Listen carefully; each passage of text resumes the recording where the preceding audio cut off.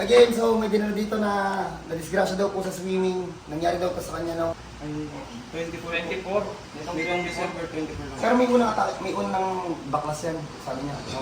Anong edad ka ng bet? 5 years siguro po mga 16.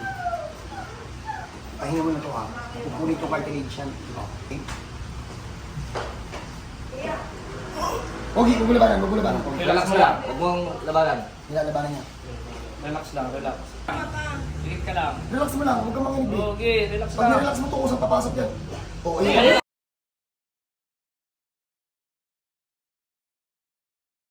Relax lang.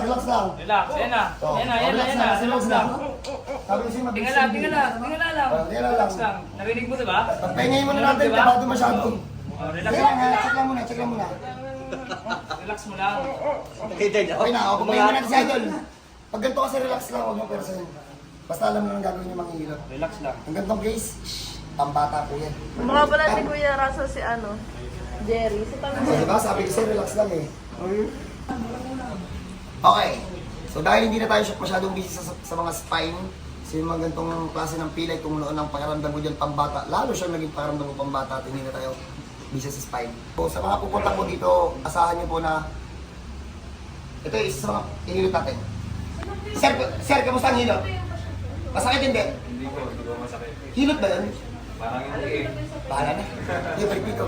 So, may ganito kayong case. Okay, pakita natin. Taas mo. Kahit tulungan mo. Hindi na lang. Nangyawak ka. Takot ako. Takot. Okay.